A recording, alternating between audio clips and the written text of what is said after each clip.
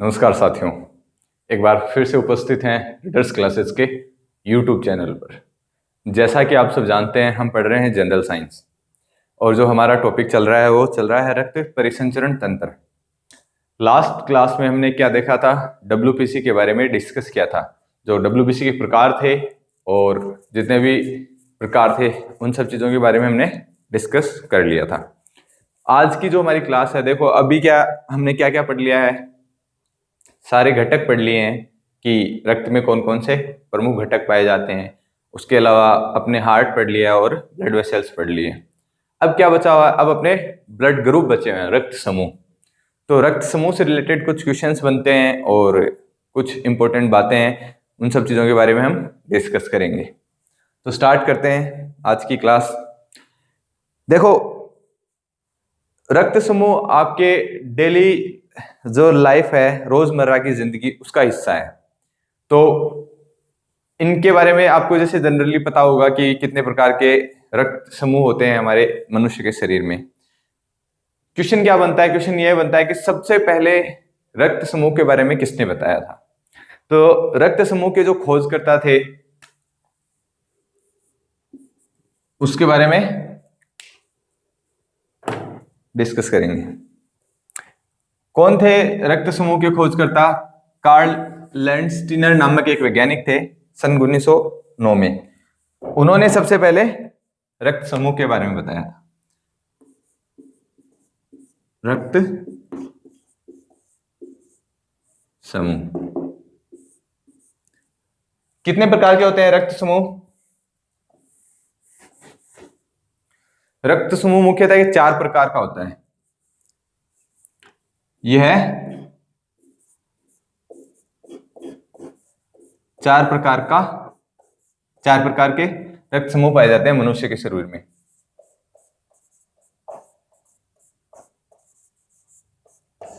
कौन कौन से है प्रमुख 4 प्रकार? देखो, एक तो होता है मनुष्य जिसमें ए ब्लड ग्रुप पाया जाए, एक होता है जिसमें बी ब्लड ग्रुप पाया जाए, उसके अलावा एक होता है जिसमें ए बी ब्लड ग्रुप पाया जाए, ए बी रक्त समूह, और एक होता है जिसमें ओ रक्त समूह पाया जाए। ठीक है, ये प्रमुख 4 प्रकार के रक्त समूह है मनुष्य के। रक्त समूह के जो खोज करता है उससे कई बार क्वेश्चन पूछ लिया जाता है। तो इसके जो खोजकर्ता थे वो कौन थे? Karl Landsteiner. इसके खोजकर्ता कई बार पूछा जाता है, इंपॉर्टेंट है, ध्यान रखना। खोजकर्ता कौन थे? Karl Landsteiner. लैंडस्टीनर नामक वैज्ञानिक ने 1902 में 118 साल पहले रक्त समूह की खोज की। कैसे जरूरत पड़ी रक्त समूह की? जैसे मान लो कोई बीमार हुआ, और पहले तो क्या इतने ज्यादा इक्विपमेंट्स, उपकरण नहीं थे कि भाई हम नग्न आंखों से देखकर पता लगा सकते हैं कि भाई इनमें कौन सा रक्त समूह पाया जाता है।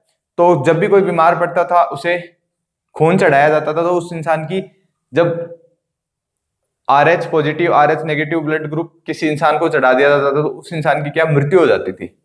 तब जरूरत पड़ी, उसी टाइम रोनाल्ड रोस ने क्या खोज की थी कि मलेरिया की बीमारी की। उसी टाइम 1799 में एक्सरे किरणों की खोज हुई। तो जैसे जैसे इंसान की जरूरतें बढ़ती गई वैसे वैसे आविष्कार ज्यादा होते गए, खोज ज्यादा होती गई। तो रक्त समूह के खोजकर्ता कौन थे? कार्ल लैंडस्टीनर नामक वैज्ञानिक थे। इंपॉर्टेंट है, बहुत इंपॉर्टेंट है। इन्होंने आगे पढ़ाएंगे आपको कि RH फैक्टर, RH कारक क्या होता है, उसकी खोज की थी। अब देखो कैसे पता लगता है मनुष्य के शरीर में कि कौन सा रक्त समूह है। इसका निर्धारण किस आधार पर किया जाता है? इसका निर्धारण किस आधार पर किया जाता है, ये इंपॉर्टेंट लाइन है। कि आपको जैसे मैंने बताया कि रक्त में क्या पाया जाता है, एक तो पाया जाता है प्लाज्मा और एक पाई जाती है रक्त कणिकाएं।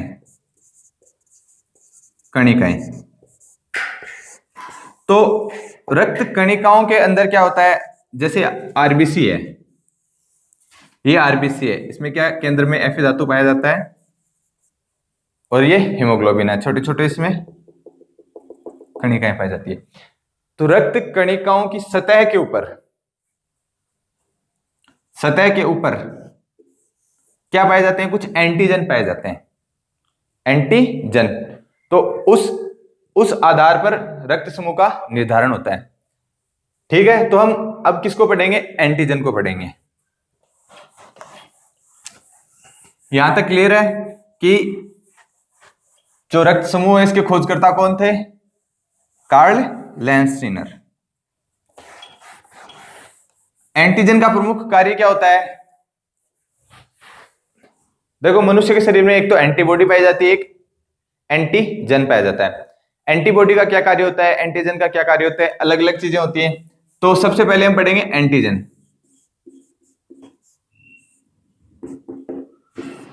एंटीजन किसके बने हुए होते हैं? एंटीजन बनते हैं प्रोटीन के। प्रतिजन, प्रतिजन, इसको अंग्रेजी में एंटीजन बोला जाता है। इनका निर्माण होता है प्रोटीन। कौन से प्रोटीन के बने होते हैं? ये ग्लाइकोप्रोटीन के बने होते हैं। किसके? ग्लाइकोप्रोटीन। इनका निर्माण ग्लाइकोप्रोटीन से होता है।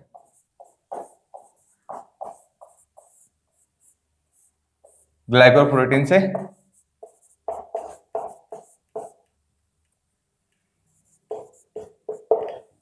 होता है।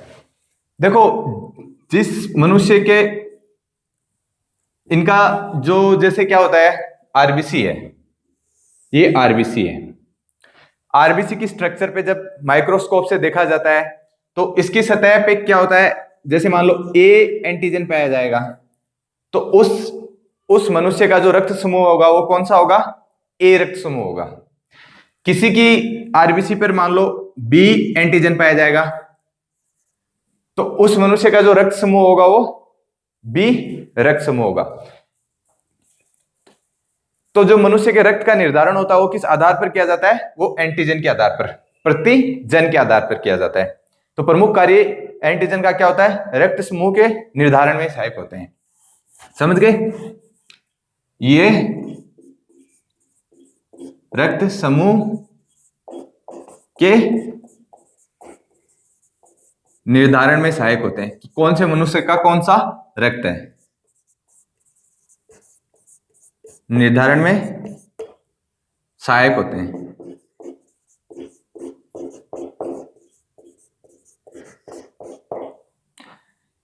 दो प्रकार के होते हैं, ए एंटीजन और बी एंटीजन।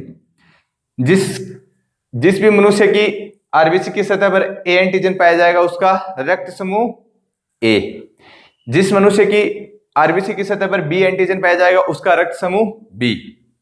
अब देखो, किसी की सतह पर ए बी दोनों एंटीजन पाए जाते हैं तो उसका रक्त समूह कौन सा हो जाएगा? A B. और वह मनुष्य जिसकी सतह पर कोई भी एंटीजन नहीं पाया जाता, जिसकी आरबीसी की सतह पर कोई भी एंटीजन नहीं पाया जाएगा, उसका रक्त समूह हो जाएगा ओ। ऐसे रक्त समूह का निर्धारण होता है। आगे हम पढ़ेंगे कि रक्त की जो आनुवांशिकता है, जब बच्चा जन्म लेता है तो कौन सा रक्त बनेगा, वो इनका जो क्लासिफिकेशन है हम अलग पढ़ेंगे। पर यहां से क्वेश्चन यही बनता है कि जो मनुष्य है उसमें रक्त समूह का निर्धारण किस आधार पर होता है? एंटीजन के आधार पर होता है।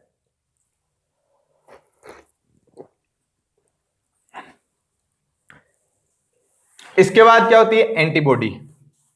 एंटीजन कहां पाए जाते हैं? आपसे एग्जाम में ये क्वेश्चन पूछा जाएगा, एंटीजन कहां पाए जाते हैं?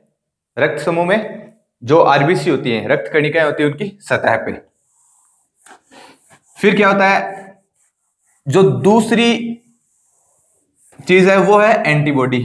तो एंटीबॉडी कहां पाई जाती है? एंटीबॉडी, इनका क्या कार्य होता है प्रमुख? भाई, जो हमारे शरीर में डेली रूटीन की चीजें हम खाते हैं, शरीर में लेते हैं, शरीर के लिए कुछ हानिकारक, जैसे कोई किसी भी बैक्टीरिया ने हमें इन्फेक्ट किया, तो इनका क्या कार्य होता है कि उस बैक्टीरिया से प्रोटेक्शन हमारे शरीर का, हमारी बॉडी का करना, जो बॉडी के लिए सुटेबल नहीं हो, जो बॉडी के लिए सही नहीं हो, ऐसी सेल्स का निर्माण करना, नाम से क्लियर है, एंटीबॉडी। ठीक है, तो ये कहां पाई जाती है? ये पाई जाती है प्लाज्मा में।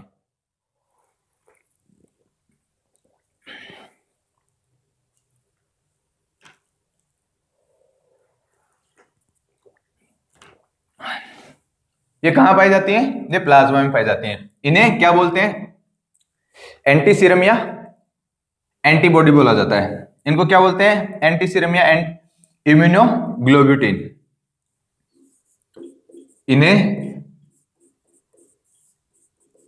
एंटी सीरम या इम्यूनोग्लोब्यूटिन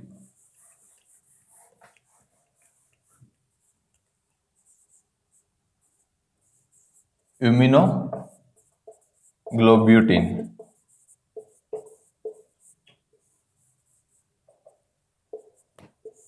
इंपॉर्टेंट है। इन्हें एंटी सीरम या एंटी इम्यूनोग्लोब्यूटिन बोला जाता है।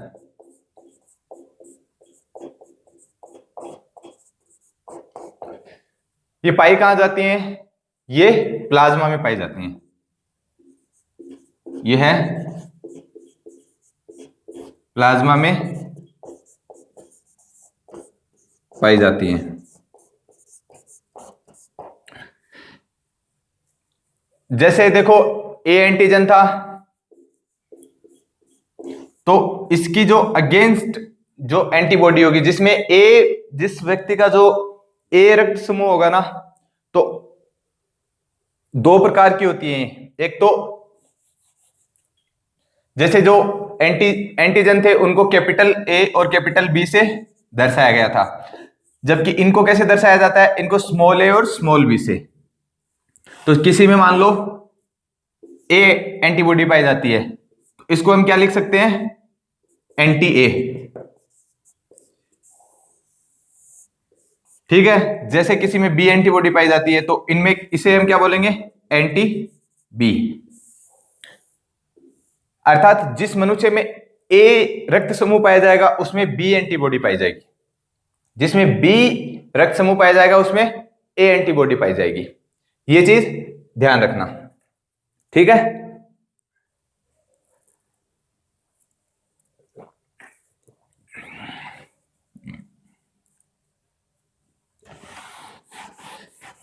तो यहां से क्या कंक्लूजन निकलता है? एंटीबॉडी हमेशा एंटीजन के विपरीत पाई जाती है। एंटीबॉडी हमेशा एंटीजन के विपरीत पाई जाती है। ठीक है, अब जैसे एक हम सारणी बनाएंगे कि किसमें अगर किसी व्यक्ति में ए ब्लड ग्रुप पाया जाता है तो उसमें कौन सा एंटीजन पाया जाएगा, कौन सी एंटीबॉडी पाई जाएगी।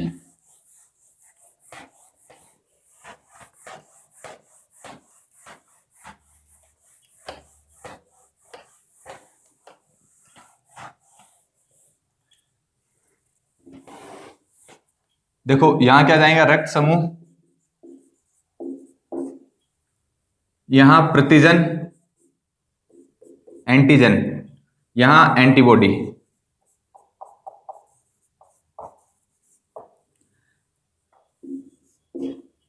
ए बी और ओ, चार प्रकार के रक्त समूह होते हैं, जिसमें देखो ए रक्त समूह पाया जाएगा, उसमें कौन सा एंटीजन पाया जाएगा? Capital A. ठीक है, कैपिटल ए एंटीजन पाया जाएगा, तो उसके खिलाफ जस्ट अपोजिट कौन सी एंटीबॉडी पाई जाएगी? Small B. तो आपसे एग्जाम में पूछा जाएगा कि जिस व्यक्ति का ए रक्त समूह, उसमें निम्न में से कौन सी एंटीबॉडी पाई जाएगी, और ऑप्शन दे दिए जाएंगे। जैसे रक्त समूह किसी व्यक्ति का बी है, तो उसमें कौन सा एंटीजन पाया जाएगा? कैपिटल बी, और उसमें एंटीबॉडी जो पाई जाएगी वो स्मॉल ए। अब मैंने बताया कि देखो किसी की आरबीसी है, किसी व्यक्ति की, किसी मनुष्य की जो आरबीसी है, उसकी सतह पर अगर दोनों ए और बी एंटीजन पाए जाते हैं तो उसका जो रक्त समूह ए बी होगा। तो इस पे कौन कौन से एंटीजन पाए जाएंगे? ए और बी। अब देखो यहाँ ए भी एंटीबॉडी है, एंटीजन है, बी भी एंटीजन है, तो यहाँ एंटीबॉडी पाई जाएगी या नहीं पाई जाएगी? नहीं पाई जाएगी, क्योंकि देखो ए का एंटीबॉडी कौन सी बनेगी? स्मॉल बी, और बी का जो एंटीबॉडी बनेगा स्मॉल ए बनेगा। ये दोनों ही यहां उपस्थित है, इस वजह से जो ए बी समूह रक्त समूह के व्यक्ति होते हैं उनमें एंटीबॉडी नहीं पाई जाती, एंटीबॉडी नील नहीं पाई जाएगी। अब देखो जिस व्यक्ति का रक्त समूह ओ है उसमें कोई एंटीजन नहीं पाया जाएगा, क्योंकि रक्त का निर्धारण कैसे? जिस व्यक्ति की आरबीसी की सतह पर ना ए एंटीजन हो ना बी एंटीजन हो, उसे ओ नाम दिया गया। तो जिस भी व्यक्ति के ब्लड ग्रुप में ए या बी दोनों एंटीजन नहीं पाए जाते उसका रक्त समूह ओ होता है, और इसमें एंटीजन नहीं पाया जाएगा, नील होगा, तो इसमें पाई जाने वाली एंटीबॉडी कौन सी होगी? A and B. ऐसे रक्त समूह का निर्धारण होता है। रक्त की जो आनुवांशिकता है हम उसको आगे डिस्कस करेंगे कि कैसे कैसे हमारे जैसे माता पिता से गुण आते हैं और रक्त समूह का निर्धारण किस प्रकार होता है। अब देखो एक और रक्त समूह है जिसे आरएच फैक्टर बोलते हैं, आरएच कारक। तो आरएच कारक की जो सबसे पहले खोज है वो किसने की थी, किसमें पाया गया था और क्या इसका रोल होता है, इसके बारे में एग्जाम में कई बार क्वेश्चन पूछा जाता है। फेमस क्वेश्चन है आरएच कारक। आरएच कारक सबसे पहले इसकी खोज जो की थी वही लैंड स्टीनर और वीनर ने की थी। किसने की थी? वैज्ञानिक कौन थे इसके खोजकर्ता?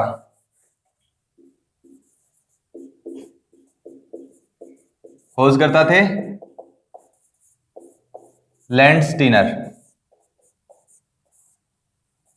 And Wiener.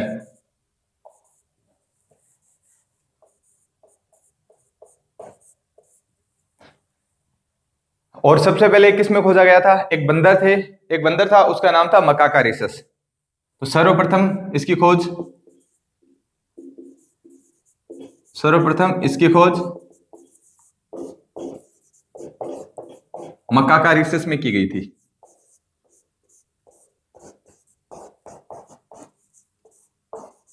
रिसस में की गई थी। ये फेमस क्वेश्चन है, कई बार एग्जाम में पूछा जाता है कि आरएच फैक्टर किस में खोजा गया था? मकाका रिसस में। कैसे फाइंड आउट करते हैं इसको? जैसे देखो किसी व्यक्ति का जो ब्लड ग्रुप ए है, ठीक है, उस पे आजकल जो आरएच फैक्टर है, आरएच कारक है, इसको डी एंटीजन बोला जाता है, इसको डी एंटीजन बोला जाता है।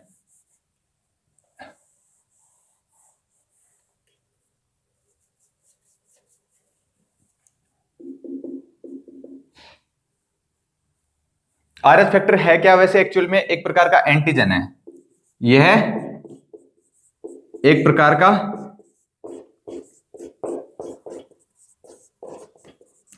एंटीजन है। और एंटीजन कहां पाए जाते हैं? आरबीसी की सतह पर। आजकल इसे क्या बोलते हैं? आजकल इसे डी एंटीजन बोलते हैं। डी एंटीजन कहा जाता है। अब जिसकी सतह पर, जिस भी व्यक्ति की रक्त कणिकाओं की सतह पर डी एंटीजन पाया जाएगा उसे क्या बोला जाएगा? RH positive. जबकि जिस व्यक्ति की सतह पर डी एंटीजन नहीं पाया जाएगा उसे आरएच नेगेटिव बोला जाएगा। कई बार बोलते हैं रेयर ब्लड है, ए बी नेगेटिव वो चाहिए, ए बी नेगेटिव चाहिए, वो मिलता नहीं है। तो इस वजह से, क्योंकि उस पर डी एंटीजन नहीं पाया जाता, वो आरएच ए बी नेगेटिव होता है। तो जिसकी सतह पर डी एंटीजन पाया जाता है उसे आरएच पॉजिटिव बोलते हैं। जिसकी सतह पर यह पाया जाता है उसे आरएच पॉजिटिव बोला जाता है, कहते हैं। और जिसकी सतह पे नहीं पाया जाता उसे क्या बोलते हैं? RH negative. तथा जिसकी सतह पर नहीं पाया जाता उसे RH नेगेटिव कहते हैं। ठीक है, अब कैसे इसका निर्धारण किया जाता है, देखो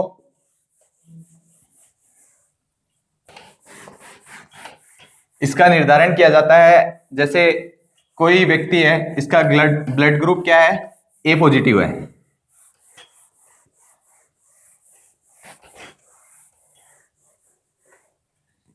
ये किसी की आरबीसी है, आरबीसी पे ए एंटीजन पाया जाता है मान लो, तो ए एंटीजन पाए जाने के कारण उसका जो रक्त समूह होगा वो कौन सा होगा, ए। ठीक है, अब उसकी सतह पर अगर डी पॉजिटिव एंटीजन पाया जाता है, डी एंटीजन अर्थात RH फैक्टर RH कारक पाया जाता है, तो उसे क्या बोलेंगे, ये बोला जाएगा RH पॉजिटिव। ठीक इसी प्रकार अगर किसी व्यक्ति का जो रक्त समूह है वो बी है और उसकी सतह पर भी डी एंटीजन पाया जाता है, एंटीजन पाया जाता है, तो ये हो जाएगा RH पॉजिटिव। अगर किसी की सतह पर, जैसे मान लो कोई व्यक्ति है, उसकी आरबीसी की सतह पर डी एंटीजन नहीं पाया जाता, सपोज मान लो केवल ये कोई सेल है आरबीसी, उस पर केवल ए एंटीजन पाया जाता है, तो उसका रक्त समूह तो ए होगा, लेकिन अगर उस पर डी एंटीजन नहीं पाया जाता तो ये इसे क्या बोलेंगे विज्ञान की भाषा में, RH नेगेटिव। ठीक इसी प्रकार अगर किसी का रक्त समूह बी है और उस पर भी डी एंटीजन नहीं पाया जाता तो ये भी RH नेगेटिव। तो इसका रक्त समूह कौन सा हो गया, ए पॉजिटिव, इसका हो गया बी पॉजिटिव, इसका हो जाएगा ए नेगेटिव, इसका हो जाएगा बी नेगेटिव। ये रोजमर्रा की जिंदगी में आपने सुना होगा कि उसका रक्त समूह ए पॉजिटिव है, उसका रक्त समूह बी पॉजिटिव है। भारत में जो कुल जनसंख्या है उसका लगभग 93% RH पॉजिटिव पाया जाता है, और जो RH पॉजिटिव व्यक्ति हैं वो केवल RH पॉजिटिव को ही ब्लड डोनेट कर सकते हैं, और जो RH नेगेटिव हैं वो केवल RH नेगेटिव को ही ब्लड डोनेट कर सकते हैं। और विश्व की जो कुल जनसंख्या है उसमें लगभग 85%, विश्व की कुल जनसंख्या का 85% जो है वो RH पॉजिटिव पाई जाती है। ये भी एग्जाम में पूछा गया था एक बारी।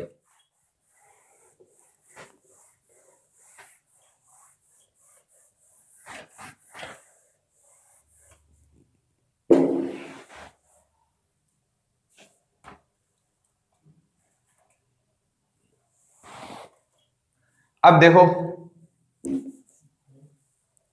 कुछ क्वेश्चंस ऐसे बनते हैं, जैसे आपसे एग्जाम में पूछा जाता है कि सर्वग्राही, सर्वदाता और जैसे universal donor, universal acceptor blood group कौन से हैं, तो कई बार एग्जाम में ये पूछ लिया जाता है।